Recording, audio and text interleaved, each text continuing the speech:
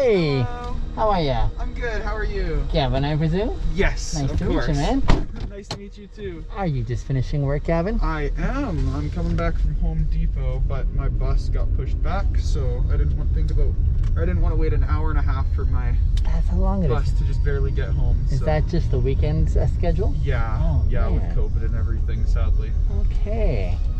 So that's where I come in. Yes, exactly. I'm happy to accommodate you, man. How's your day going so far? It's a slower day. That's fair.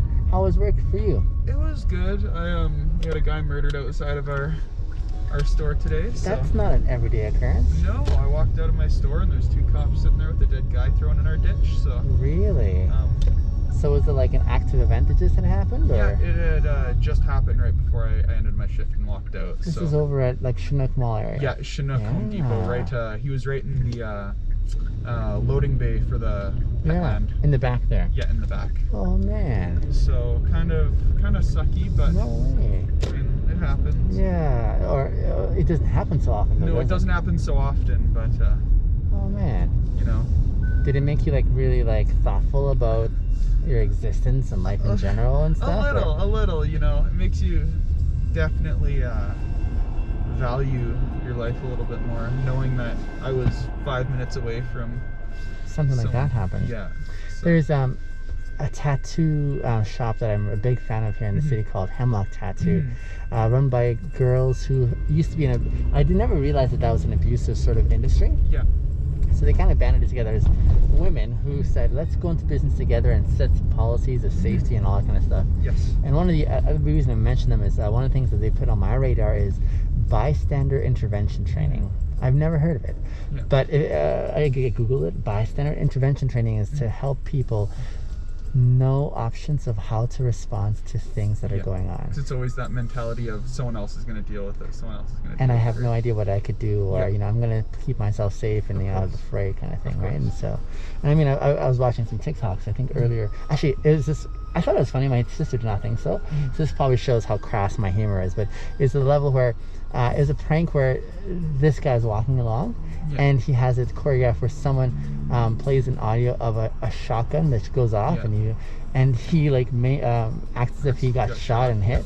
He does this in a public place, and just to see everyone's reaction, and they all just take off running, right? This one guy even jumped over a bridge into the water, kind of thing, you know, kind of thing. But again, that element of how do we prepare for these things that we necessarily don't see or experience in an ongoing way, right? Yes. Yeah. No, it definitely makes you think. What's that? I can't remember. It's a show on Netflix. Hold on here. Let me see if I can quickly find it. Okay. It's essentially goes through an experiment done around the same thing.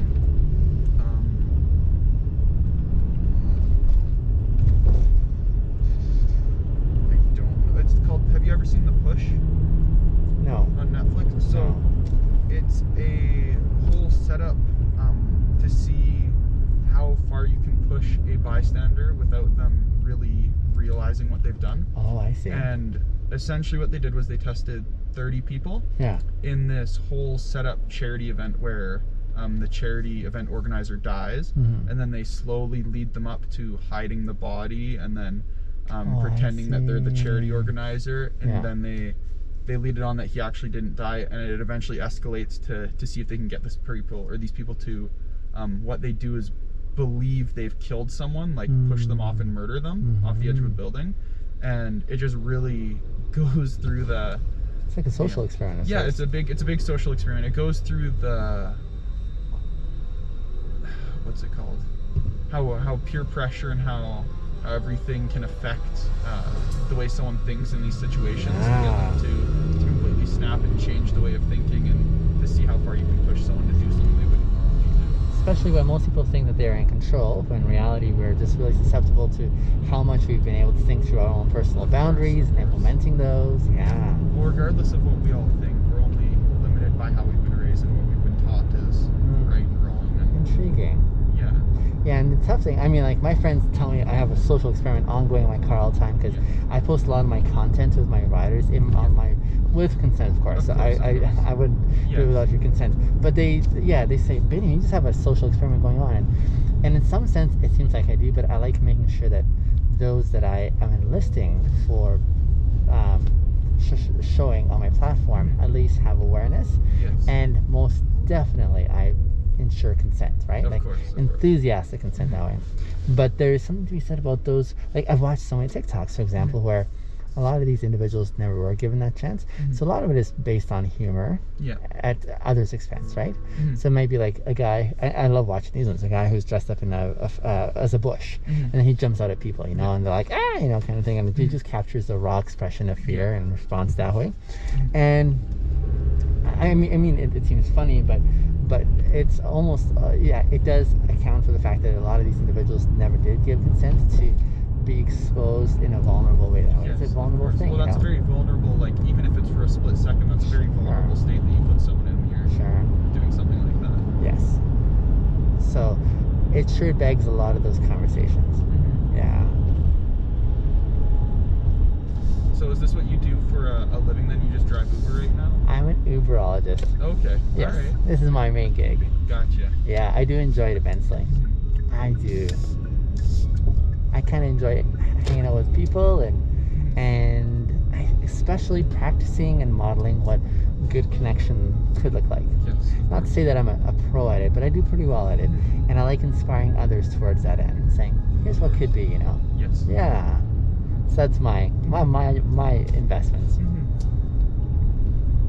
Speaking of which, let me ask you in the same way too. Before I do ask you, Gavin, please feel free to say no, because that's also just as legitimate. Like the videos that I post are online, and again, it's for that purpose that I was mentioning earlier. Are you a private person who values this privacy? Not at all, to be completely honest. Not at all. Okay. I don't know. I like to be able to be open with people and have people learn from what I've experienced and what I've done, rather than to just kind of keep everything to myself, you know. Very cool. I think I'm likewise inclined. Well, if you're a hell yes, do you mind signing off on a consent form for me? I'm down, sure. Okay. Here, have a quick look at that. It's a consent form of sorts.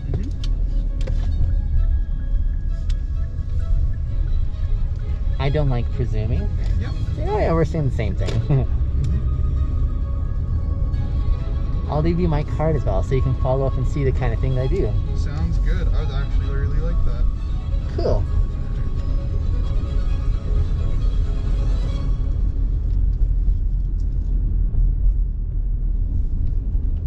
I've never been down this way before. Yes. I initially moved up here to live with my girlfriend. Yeah. We ended up splitting up, but the neighborhood was so nice I just moved into another place. Area. Nice. Oh wait, I have been in this area, but I just came from a different angle.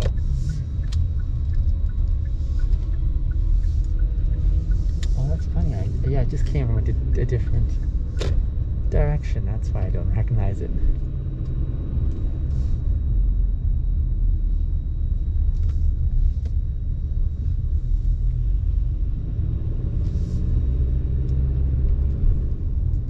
Favorite way to unwind, especially after a day like today?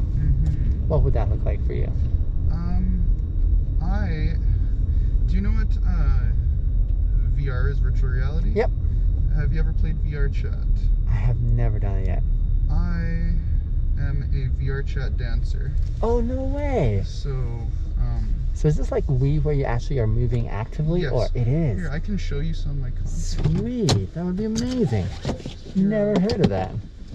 657 facts. I do not know my facts, but I will tell That's okay.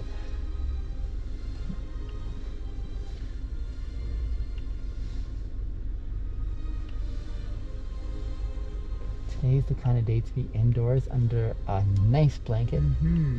Cozy. Okay, what's the date today? I believe it's the 10th, right? Yes. Yeah, the 10th.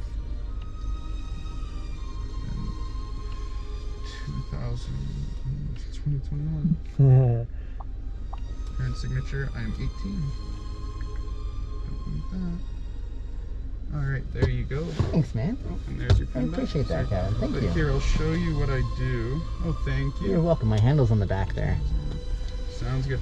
Here, let me just do this. So, I work for a VR chat club. Okay. So that I'm essentially what you would call male entertainment in VR chat. Yeah. But I've got full body trackers. I've got a full massive play space that I do. Yeah. And then I practice with a group of people. It's just a very supportive community that we all are part of. So there's probably 6 or 7 dancers in total. Yeah. That all do this every other night. So this is the VR part. Yes. But you've got trackers, like, is it like a suit that you wear? And... Yeah, so I've got what are essentially 3 trackers. I have one strapped to my waist, one strapped to each leg. Yeah. I've got controllers on my hands and my headset on. Yeah. So, and goggles, I'm guessing? Yes. So I can't see anything while I'm doing this other than what's in my VR world. So that's the club I work for. I'm really good friends with the creator. She actually created it to that's amazing. To accommodate me and a few other dancers that couldn't find any other places to dance. Yeah. So every other weekend, or as of right now, every other weekend because I'm working, that's what I'm doing. Yeah. I used to be on every night, but I teach people. I do all that. And yeah. I mean, this is on TikTok. Yes, this is on TikTok. I'm gonna see if I can follow you here. Is that okay? Yeah, go for it. Guaca. Can I tell my audience? Yeah, go for it. So, guys, follow Gavin. It's GuacachipGavii. So that's Guaca.